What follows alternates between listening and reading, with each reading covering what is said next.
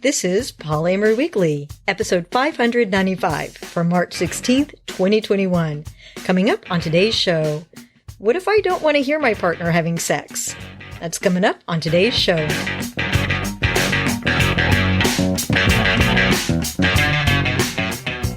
Hello, everyone. I'm your host, Minx. Back in the co-host chair is Lustyguy. Happy and lucky to be here as always. And we are on, the seventh take? Who's counting? Whatever. I've had to take off my shoes, so. We've had a little bit of difficulty getting the dog to quiet down. Your wife and my metamour is taking care of the dog so that we can spend 30 minutes recording our podcast. Yes, now instead of hearing him kind of whine and complain and roll around at the foot of the bed, if you listen really carefully, you might hear Elle cajoling him to please be quiet and enjoy this treat with her downstairs. Or smashing and bashing around. Hopefully not, because this is a relatively unidirectional mic. At any rate, this is an adult show about really lascivious things, like keeping your dog from barking during your podcast. No, honesty and communication about sex and relationships. If you're under 18, please stop listening and visit scarletteen.com. Now, for host chat today, we had a friend, a listener, Dee, write in from Portland to ask us a question that I thought would be kind of fun to answer in the host chat section. It is kind of fun. Dee writes, "Hi, Minx and Lustyguy. I thought of a fun, lighthearted question for you." Dee wrote, "Guys, but I'm going to say folks. What are your poly pet peeves? I'm a big fan of your podcast, and I'm so glad to see you're coming back to the mic." You know, it's funny. When I first read this, and by the way, thank you, and it's very nice to be coming back to the mic.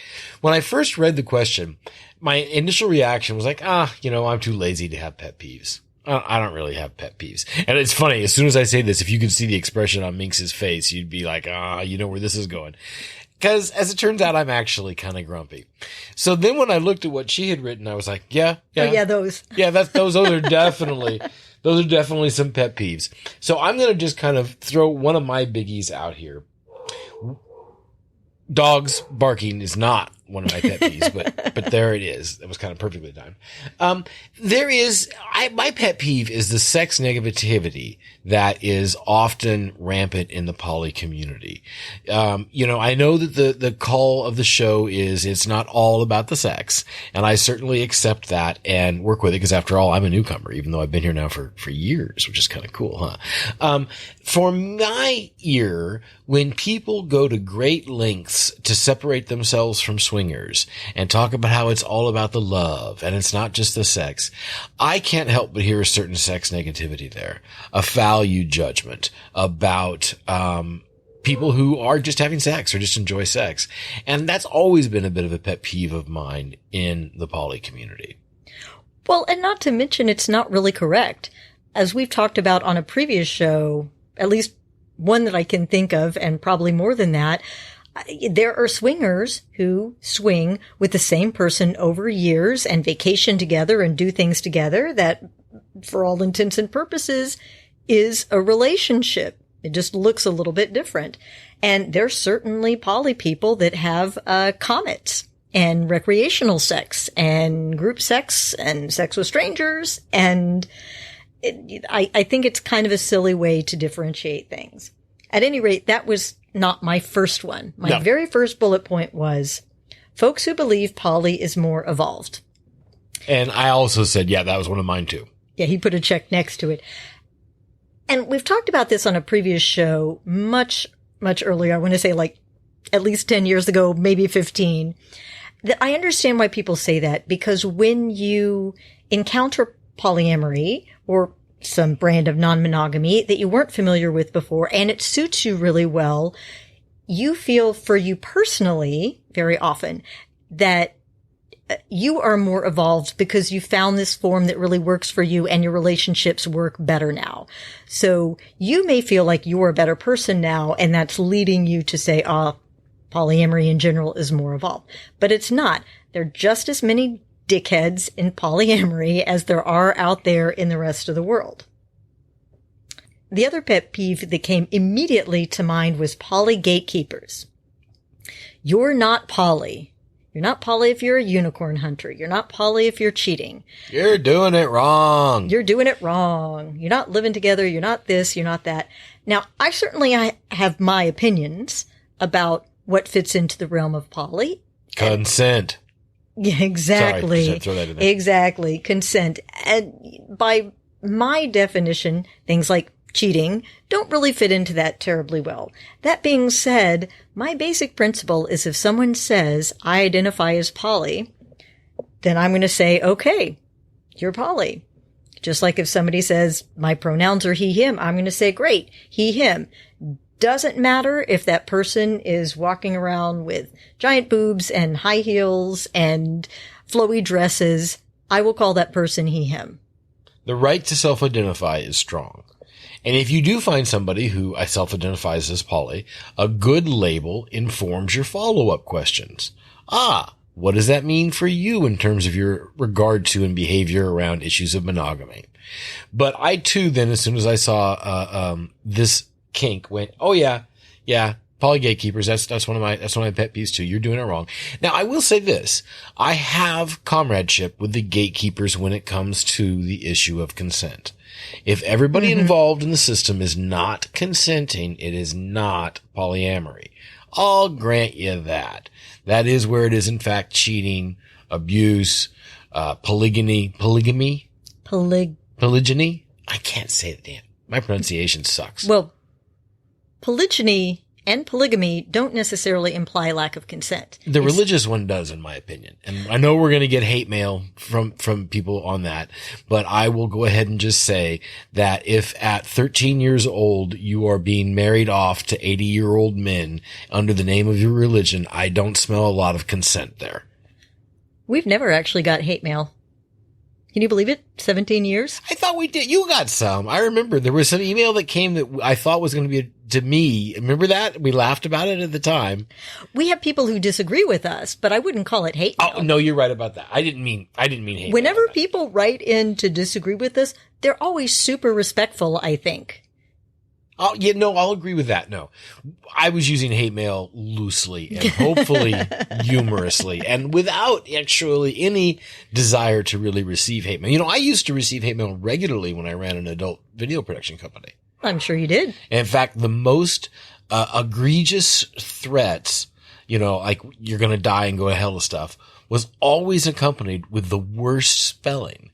And the winner... Why is that always the way? Well, because you know why, but we're not going to say that. But the winner of those, like once every 3 or 4 months, I would forward to the rest of the company because that would be like, this was the most outrageous, misspelled, poorly pronounced, strangely written email that we've gotten telling they're going to kill us. So here you go. Let's all giggle about it. Okay, then. Well, I have to thank Dee for writing in to ask us that question because it was sort of like our own little Rainty Pants. It was. I like that. Thank you.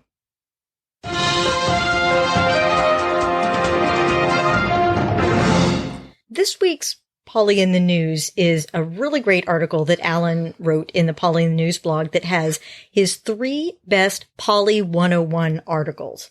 And I took a quick look, haven't read things in depth, but I'm always really comfortable recommending whatever Alan writes in that blog. So the first one he recommends is actually a series in 3 parts, and it's from scarletteen.com. They're actually written by Mo Ranyert and Essie Smith, but it's A First Polyamorous Guide, I Think I'm Poly, How Do I Initiate Open Relationships, and Relationship Structure and Troubleshooting, Navigating Poly Relationships. The second one is more medical. It's from the UK and it's from the medical site Neck Doctor. So it's a little bit more, well, medical, as you would imagine. And the third one is a bit more philosophical. He says it's his all-time favorite, The Coffee Break Primer on Polyamory by Ada Powers. And I'll provide links to all of those in the show notes. Haven't we met both Ada and Mo? I think we have. I've got a memory that says we have. You're asking me, the person who can't remember what she ate for breakfast? Well, I do smoke a lot of pot too, so we might be screwed. I'll say, oh, yes, of course we met them. They were absolutely delightful. Well, you know, if we met you and we forgot, we're sorry. And if we met you and we remembered, we would love to hear from you. There you go.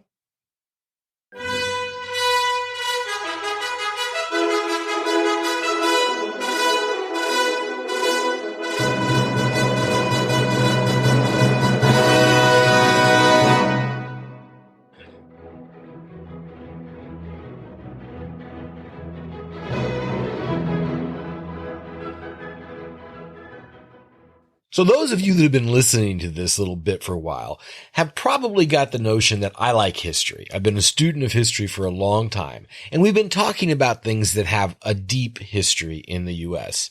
What that basically means is that in this time, you've been listening to another hairy white guy talk about the U.S. history. And that's good and all. I mean, don't get me wrong. I'm not going to tell you that I'm worthless. I think I got good things to say. But I think all of us need to listen to some non-white voices when it comes to U.S. history in particular. And in particular, we need to listen to some black folk tell us about U.S. history. In that vein, in today's Politics Corner, I'm actually going to invite, challenge, recommend, endorse, however you want to put it, ask you to watch Netflix's series Amend, The Fight for America, executive produced by Will Smith. And hosted by Will Smith. There are a lot of other people of color's names associated with it that are really credible, authoritative people who understand our history. Now, I'm not going to be really doing any spoilers to anybody who knows our history when I tell you that this show is going to lay out for you the simple truth that the United States has never been the place it promised to be, either in the Declaration of Independence or in the Bill of Rights. At our best, we have waded through the blood and resistance and fought to become closer to that vision. And this series is going to walk you through one aspect of that fight, that drive for us to become the more perfect union that the Declaration of Independence promised, and we have never delivered, for all that we've gotten closer. So take a minute or two, take actually 100 and some odd minutes, couple hours, and watch this series and do some honor to the wisdom and the people of color that are laying it down for you. It is fantastic. It has a wonderful voice. It's factually accurate in every way that I've been able to find and look at and see. And it's got some really important things to see. So for this week's Politics Corner, watch Amend, The Fight for America on Netflix. We're on episode, I want to say 3. Yeah, so we haven't even watched the whole thing, but it's really made an impact on us. I will give a little bit of a content warning that, as you can imagine, some of these episodes can be pretty heavy and pretty brutal, and they don't shrink from showing photographs of really troubling things like lynchings. You know, that actually, while they were doing that, it was amazing. I asked Minx, when was the first time you saw one of these pictures? I remember very clearly the very first time I saw a picture of a United States lynching. This one happened to be in the 1940s or so, with all the horror that entails. If you've never seen those images before, you will never forget the first time you see them. When we watch an episode, I do usually request a palate cleanser afterwards, something that is fun and silly, just because it's pretty intense. Truth is. If you have questions, comments, or feedback on the subject of today's episode, or pretty much anything at all, you can call 802-505-POLY or email polyweekly@gmail.com and attach an MP3 file with your questions. If you'd like to book us or anything that involves a calendar or Zoom, you can email lustyguy@polyweekly.com.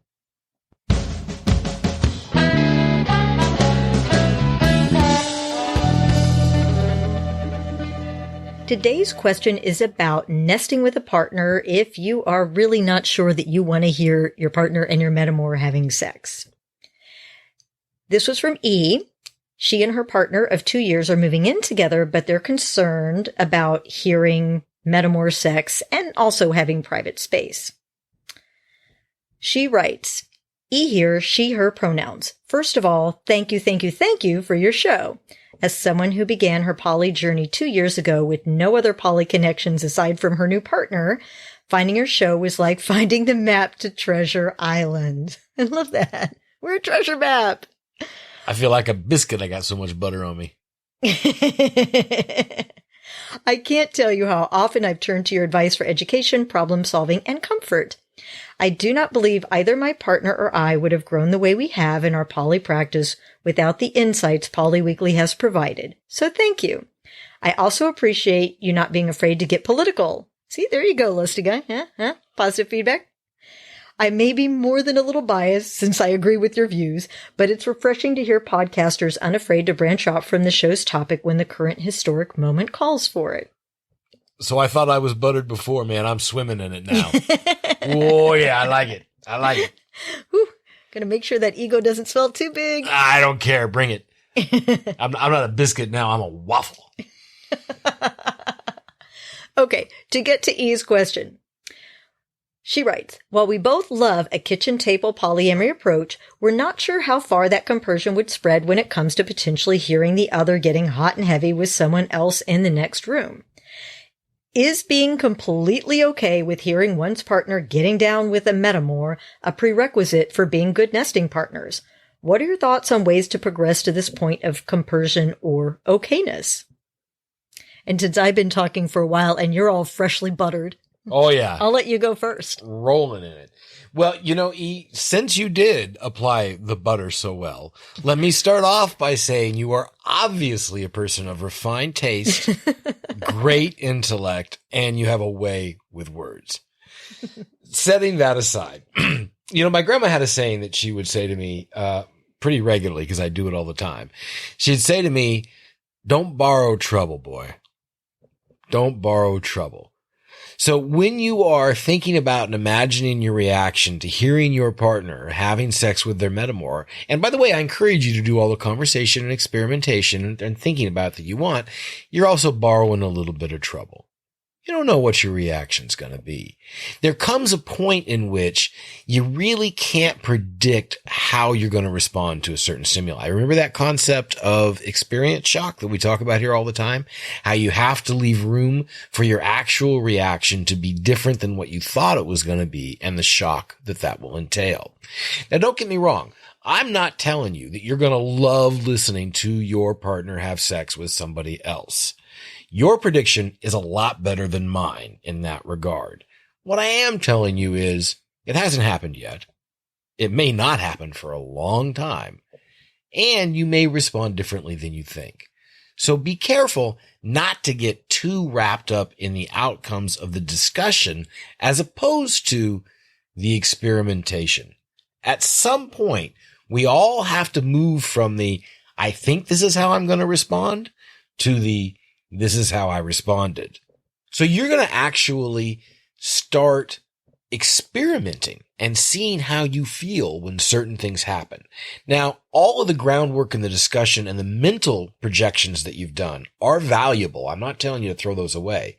What I am saying is that there comes a time when you just gotta throw yourself off the cliff and try. Jump out of the nest. You think about it as much as you can, you get the best design as you can, and then you start that engine up, look for your crosswinds, and go, baby, go. So, kudos for thinking about it. You do not, to be completely clear, you do not have to be okay with listening to your partner have sex to be poly or to be a nesting partner or anything else. There are some people, like my erstwhile host, who just doesn't even like the sound of people having sex. Host. Oh, you're right. You're just host. That's right. Thank you. That was just a cliche that fell out of my mouth because you always hear that. In any case, Minx doesn't even like to hear anybody have sex. Minx doesn't like to listen to Minx have sex. So, it's okay. You may find like a dog, you're scratching at the door to get in because you want to join, or you may find that you don't ever want to hear. And the best answer for you is to be somewhere else, to give them some alone time and privacy, or to get some noise canceling headphones, and treat yourself some way. But let me tell you, the root of getting there is going to be owning your issues yourself. If you don't like the sound, that's not because of your partner, and it's not your partner's problem to fix. They are there to help you, support you, and work through it, but it's got to be your problem at heart. So own it and don't push it off on them and make them pay for it. And that's going to drive you to solutions like those noise canceling headphones, like taking trips out of the house. Ella and I, when we would have to do this because of roommates or whatnot, would call it, sending the kid to the movies. Here, kid, here's a quarter. Go to the movies. Right? A quarter? It was from I think it was from $40. I think it was from a Little Rascals. I think we saw Little Rascals when we were kids, and like somebody gave one of the Little When I Rascals was a quarter. young, growing up and watching TV, that was the thing. Like, you would give a kid some money to go to the movies to get him out of the house. Yeah, while you did exactly. adult things. Exactly. And something like that might be the solution. Who knows? I don't know yet. I don't think anybody knows yet. You'll find out as you get closer and you get there and you continue this willingness to talk through with each other. So keep using these strategies that you've been doing. Own your poo, keep talking about it, and then actually experiment. And at heart, as you do that and you practice and you fail and you try again, you do a little different, you fail and you try again, you will get more and more, I'm putting air quotes around this word to answer your question, compersive. You will get, your compersion muscle will get better as you exercise it. So just try. And that leads straight into what my first response was, which was WWMD. What would monogamists do? Now, I know monogamists don't have to deal in general with their partners having sex with other people and hearing it, but monogamists do have concerns about living together. And what do people do when they're dating and they're thinking about living together? They take a weekend away. If that goes well, they maybe take a longer vacation, like a whole week, maybe 2 weeks together, as these little mini experiments in living together to see who's a morning person, who's a night person, to see who's a breakfast person, who's a dinner person, to see toilet paper up, toilet paper down. They are these little domestic experiments that help you get comfortable and understand what it might be like to live together. Now, we all know that vacationing together and living together aren't the same, but it can give you a nice preview and give you an opportunity in these small chunks, weekend-sized chunks, of trying this out. So if you haven't already done that, you should probably start with that. In fact, that's such a great idea. We did that. We did it. That's how we did it before Binks and Elle and I all moved in. Yeah, I'm very particular about my space, and I wasn't really sure that I would ever want to move in. And Lustyguy and I did some weekends together and some vacations together, and then the three of us started taking vacations together, and other steps and magic happened, and I moved in. So there you go. There was lots of goats sacrificed. But the other thing is, you can do those weekends away, and I know it's really difficult during COVID, so think more generally now. Hopefully we're coming around the corner of COVID. But you could also, once you have a weekend away, a vacation, then maybe you invite a metamour for part of it. Maybe you invite a metamour along for the weekend. Maybe you just invite them for one night to sleep over one night of the weekend. And maybe you don't even have sex, but you snuggle the next morning. Maybe you do have sex and snuggle the next morning. It gives you opportunities in small, bite-sized chunks to work through some of those emotions and reactions that Lustyguy was talking about. Incrementalism. Exactly. And something we say at work, it's a two-way door decision. If you take lots of vacations and try this a lot and figure out that, you know what, I don't really want to live with this person because X is just going to be too much for me. Anything from dirty dishes in the sink to not wanting to hear your partner having sex. And that way you can say, hey, you know what? Maybe we don't live together. Maybe we just live close by. We have our separate spaces. Or maybe you do move in. At the end of the lease, you decide we're going to separate. We're going to move apart, but still be together in a relationship. I do know people that have done that. And that is not a failure by any stretch. Finding the configuration that works best for you all is always a success. In my notes, when I answered your question about, do you have to be okay listening to your partner?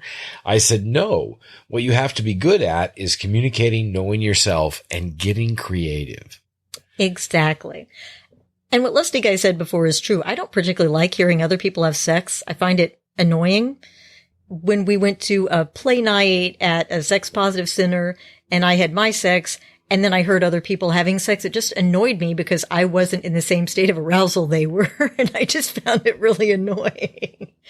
Now, what's come to happen is when I do hear Lusty Guy and Elle having sex, I actually give it a little smile because I know them, I love them, and I'm just happy that, that Elle's getting hers and you're getting yours. And everybody's going to be in a better mood. Everybody's going to be in a better mood. And I'm going to hear the shower running soon.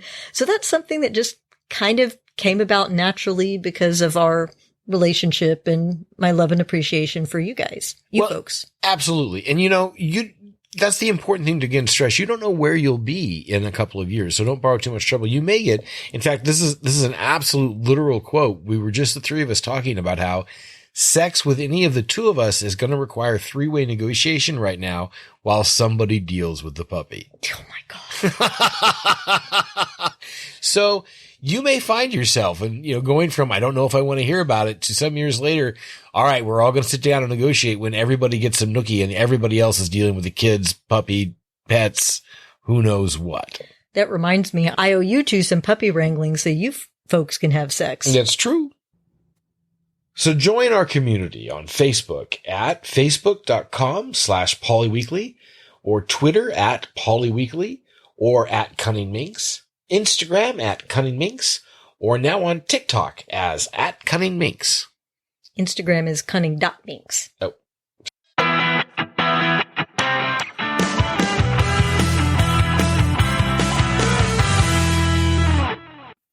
Hi, Minx. Hey, Lusty Guy. I'm sending this in from Northern California. I wanted to say a big thank you for coming back and starting up the podcast again. It's something that so many of us love and look forward to regularly. And I'm especially grateful to you for taking the plunge into a more overtly political space, which I know can be socially risky and feel uncomfortable and extremely vulnerable, especially as adults venturing into newer territory. But I really believe this is absolutely a critical time for white people and allies of Black family, friends, and community to stand up and do a lot more of what we can to create a safer world locally and beyond for all of us, and especially for neighbors and loved ones who, just for being the people they were born as, face all kinds of disturbing violence as they move through their daily lives. As poly people and folks invested in poly communities, we can recognize experiences where our government and society are not set up to support us in the ways we need them to, and the gap between what we need and deserve and what's actually available and how it's served up is a huge gap that's hard to bridge even in positive circumstances. But for Black and Indigenous friends and people of color, the gap is many generations wider and much more dangerous.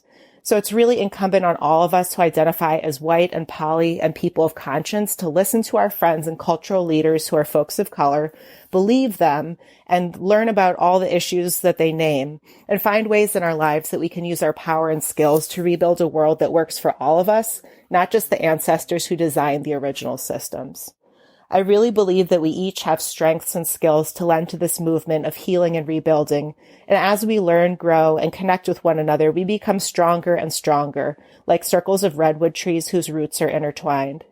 I believe that you, Cunning.minx, Lusty Guy, and Polyweekly listeners can find ways to connect across our communities and make more space for everyone. And that's what we're here for, to grow our communities and to share love. So thank you for being a leader and turning the page to start this new chapter before we welcome in the new year. We love you, and I send good wishes to the whole Polyweekly network for a safe and happy holidays. Thank you both, and thanks to all the listeners. And good luck with that puppy! Take care.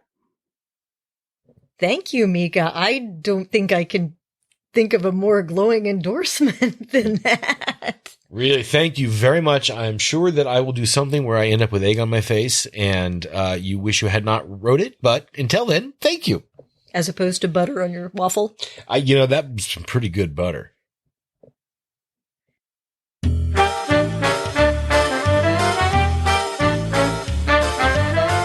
It's time for your Happy Poly Moment of the Week, brought to you by lovely polyamorists everywhere.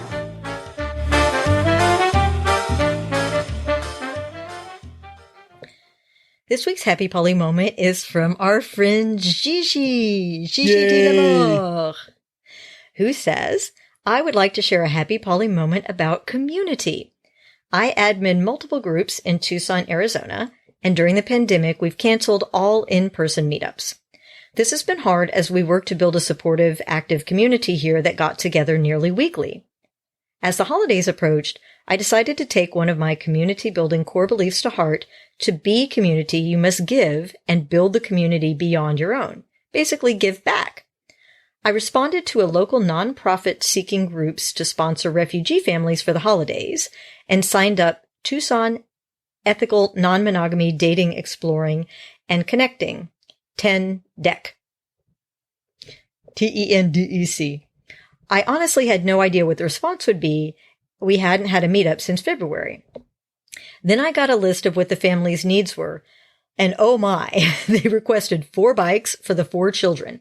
I seriously worried I had taken on too much.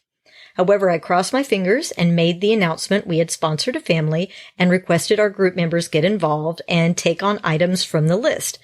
The first to be taken committed to? The bikes! I was filled with gratitude as every item on the list was fulfilled plus some. So many members reached out to say thank you for organizing a way to give back, a way for them to find joy this holiday. I'm ready to go deliver a truckload of gifts to this family. My dining room is overflowing and my heart is full. What an amazing reminder that polyamory is truly about more love, and that extends to our whole community and the love we share with all. Oh my God, is this a feel-good episode or what? That was really great. Thank you so much for sharing that. And thank you to our polyweekly Playmates for their generous donations this month. We do keep this as a free resource. We've helped hundreds of thousands of people navigate their introduction to and continued success with polyamory. And those donations, plus your questions and comments and glowing feedback, keep the podcast free and awesome for everyone, both inside and outside the community. So thank you for listening and for giving, for sharing, and remember, it's not all about the sex.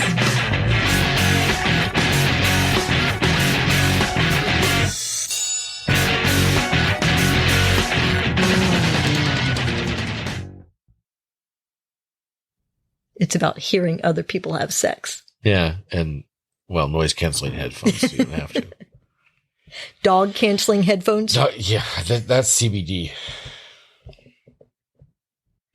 This is Polyamory Weekly, episode 595 for March 16th, 2021. Coming up on today's show, what...